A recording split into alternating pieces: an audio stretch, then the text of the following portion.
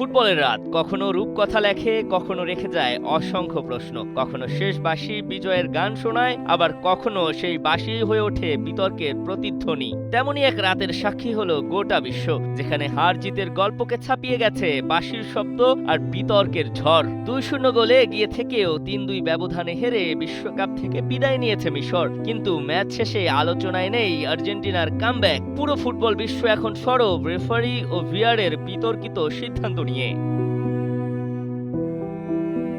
মিশরের একটি গোল বাতিল, পেনাল্টি না দেওয়া, এসব সিদ্ধান্ত ঘিরে শুরু হয়েছে তীব্র সমালোচনা। মিশর শিবিরের পর এবার বিস্ফোরক মন্তব্য করেছেন জোসে মরিনহো। এটা দিনের আলোয় ডাকাতি, এই এক বাক্যেই নিজের ক্ষোভ প্রকাশ করেছেন পর্তুগিজ এই কিংবদন্তি কোচ।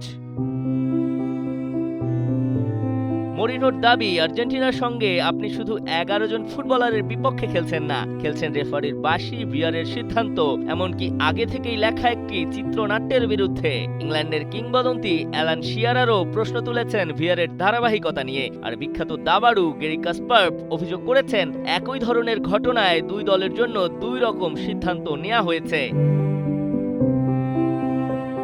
এক ম্যাচ, একটি বাঁশি আর অসংখ্য প্রশ্ন।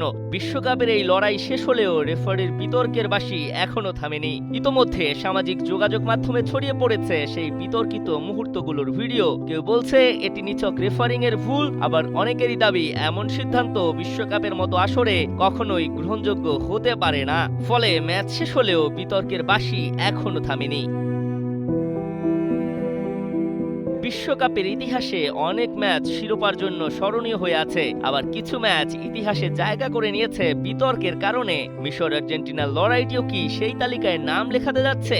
উত্তর দেবে সময়। তবে আপাতত ফুটবল বিশ্বের সবচেয়ে বড় আলোচনা আর্জেন্টিনার অবিশ্বাস্য প্রত্যাবর্তন নাকি রেফারির বিতর্কিত সিদ্ধান্ত। হোসে মরিনহো, অ্যালান শিয়ারার ও গ্যারি কাসপারভ সহ একের পর এক পরিচিত মুখ রেফারিং নিয়ে প্রকাশ্যে প্রশ্ন তুললেও এ বিষয়ে এখন পর্যন্ত ফিফা কিংবা ম্যাচ পরিচালনাকারী কর্মকর্তাদের পক্ষ থেকে কোনো আনুষ্ঠানিক ব্যাখ্যা বা প্রতিক্রিয়া আসেনি। ফলে বিতর্ক থামার বদলে আরো জোরালো হচ্ছে। একটি ম্যাচ শেষ হয়েছে, কিন্তু প্রশ্নগুলোর শেষ বাঁশি এখনো বাজেনি। ফুটবল প্রেমীরা এখন অপেক্ষায়, ফিফা কি এই বিতর্কের জবাব দেবে, নাকি বিশ্বকাপের ইতিহাসে আরেকটি প্রশ্নবিদ্ধ রাত হিসেবেই থেকে যাবে মিশর ও আর্জেন্টিনার মধ্যকার এই মহারণ। দিবাকর চৌধুরী, কালের কণ্ঠ।